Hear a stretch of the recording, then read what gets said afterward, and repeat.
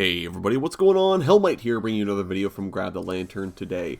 A new State of Gameplay article has been released earlier today with Riot kind of talking through their general thoughts on how things have developed this season, as well as giving us a couple of previews at what we can expect for next season. So I thought it'd be fun to go through this whole article and talk a little bit about each piece and kind of give my opinions on the information presented here and how I feel Riot has done so far with the State of Gameplay. Obviously, this is not a Vex video today. I will be playing more Vex over the weekend and trying to get that out sometime early next week. So for those of you who are eagerly awaiting my review of her, we will be waiting on that for a little bit longer. But ideally, this will be an interesting video, and then we can get to that once I've had a little bit more time to get some games on her.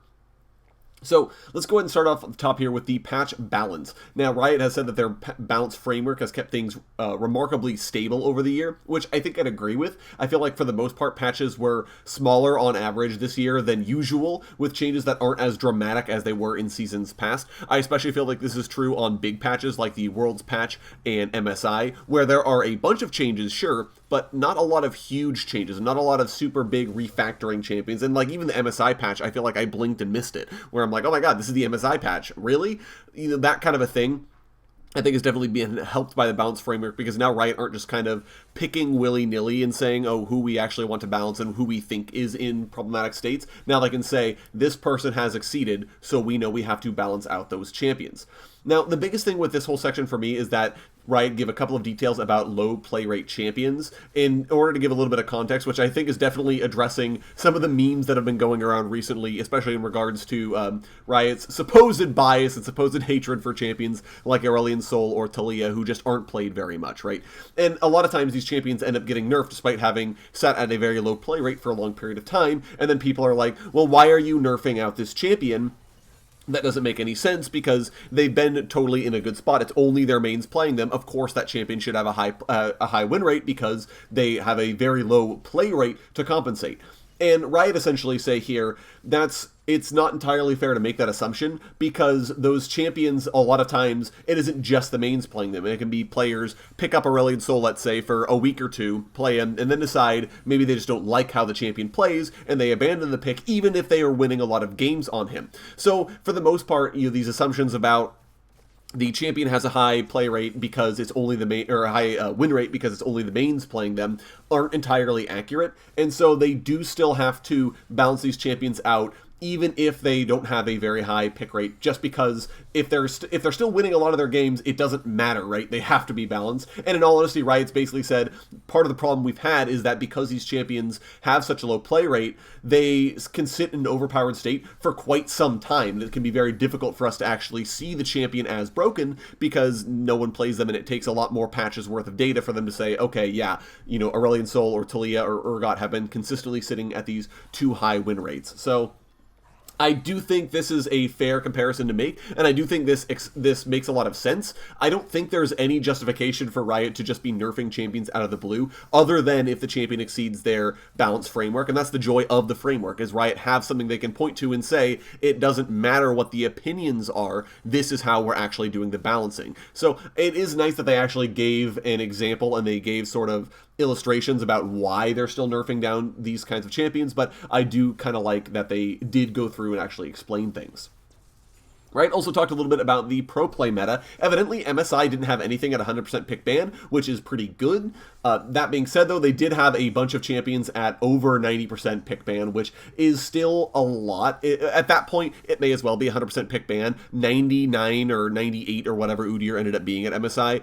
That just means that in like maybe one or two games the entire tournament long, Udyr wasn't in Champion Select. Like, blinking you'll miss it, but yeah, Udyr wasn't pick ban at Worlds, or at MSI. So in that regard, I feel like it's not fair to say like things are in a great spot, especially when Riot go to say that they had 82 different champions played at MSI. That's good, but it's barely more than half the roster, so I don't see a huge reason to make a big deal about it. If they were at like even 100 champions, 2/3 of the roster, I'd be more inclined to say, yeah, okay, that's pretty good. That's a good chunk of champions that exist in the game that actually got played, and that's not really where we're at, right? Like, unfortunately, that's still not enough champions for me, and the pick ban was still too high. Now it does mean that Worlds is more likely to be more balanced, so I hopefully will get even below 90% presence for every champion at Worlds. That would be pretty nice, and hopefully we can have even more champions played. Now Worlds is a bigger tournament overall, so it's fair to say that this is more likely to happen, but I am really hoping that this is going to be the case going forwards.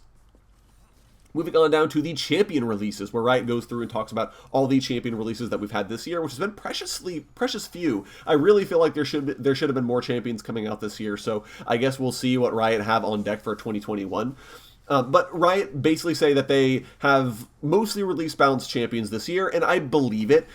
Despite what everyone said about Viego or Akshan, or even what they're saying about Vex right now. And especially, I feel like part of the thing that needs to be pointed out, and something that Riot do point out in this article, is that the champion teasers and trailers are supposed to showcase champions being busted in order to generate hype for them. They're not indicative of actual performance. I don't know why I even needed to say this, but here we are. So when you see a champion in a champion trailer just totally dunking on people, that's not actual gameplay. That is something scripted that Riot set up specifically to say, hey, look at how cool this champion is, look at the cool, unique things they can do. That's what they want to focus on. And now, I think it is fair to be a little concerned about champion mechanics that you are showcased in trailers. So something like Viego stealing champion bodies and using them against their former comrades, or something like Akshan's revive, right? Like that I know gave a lot of people, including myself, pause because of how powerful that ability could be.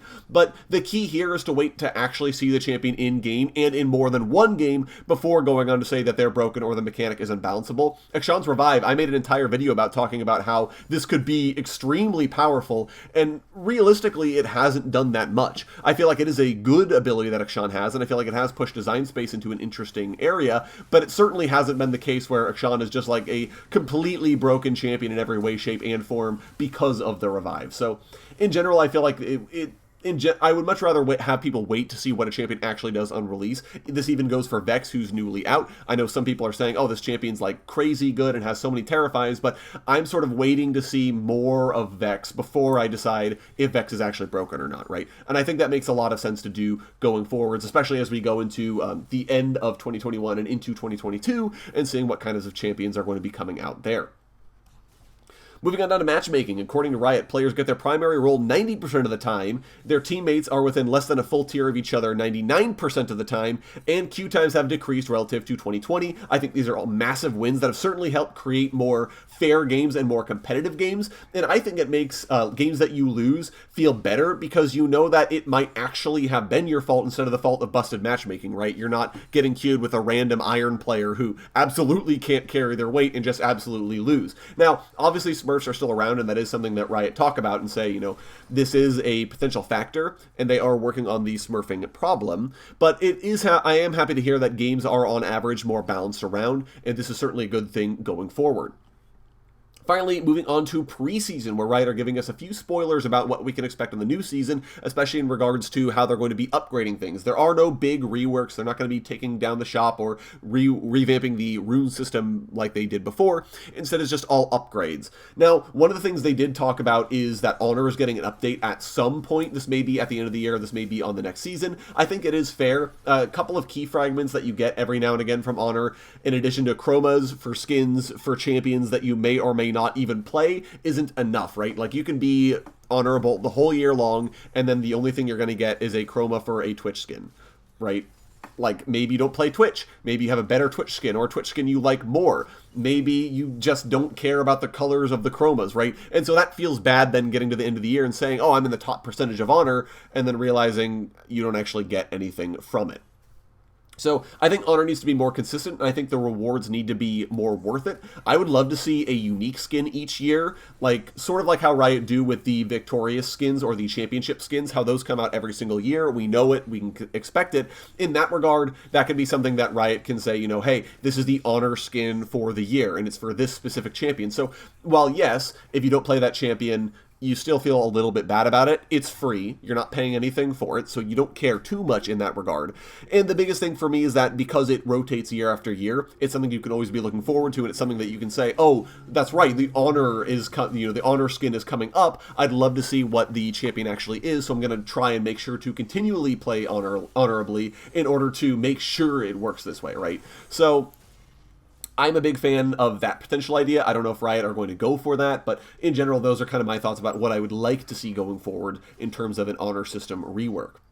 But moving on to the more fun things to talk about, Riot have spoiled a plethora of new items that they're going to be trialing out in preseason of next year. A couple of these are for mages. There's a new mage mythic and a new mage legendary item. There's also going to be a new support tank mythic, a new legendary tank item, and a new legendary assassin item. Now, the mage mythic is intended to be more defensive in lane and basically causes you to take less damage as a fight starts. This is theoretically good. I do wonder if stacking this item and something like a Verdant Barrier or Seeker's Arm Guard might be too good at making scaling picks able to reliably reach late game and not make them punished enough for being weak early, right? Like, I can imagine someone like Veigar, for example, buying this item and then a Seeker's Arm Guard and just being really, really hard to kill in lane, so you can't punish the pick for being a scaling pick, so you can just kind of, scale it out and then get to the point where Veigar's melting faces, right? So, theoretically good. But I guess we'll find out what the item actually does when it comes out. Again, this is all just kind of speculation and thoughts off the top of my head.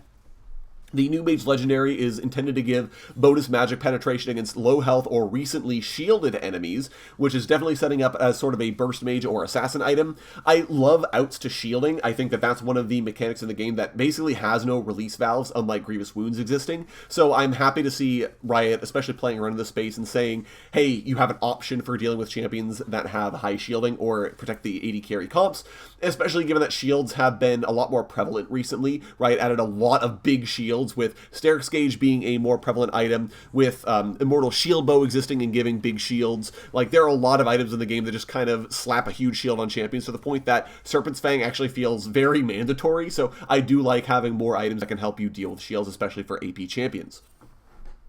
The new support tank mythic is basically just Abyssal Mask from the way Riot have phrased it, and they basically said Abyssal Mask is going to be getting a change to help differentiate it, but also they're not going to be talking about it too much until later. Now, I'm hoping that the old Abyssal Mask is reworked into something more like Adaptive Helm. I do feel like that's an item I really miss out on, even with the new Force of Nature being fairly good against consistent magic damage. Like, I would just much rather actually see Adaptive Helm back. I feel like that's a better item for dealing with dots, and especially with Liandry's Anguish being an item that any mage can opt into, I'd love to see it come back. So maybe with the Abyssal Mask essentially becoming a support tank mythic, I'd like to see Adaptive Helm come back in some shape or form. A new legendary tank item is going to be getting added that essentially cashes in some of your mana for heals, for shields whenever you immobilize or slow champions, and also gives you mana in order to help spellcasting tanks have a little bit more mana in the tank. I don't quite understand the implication behind this.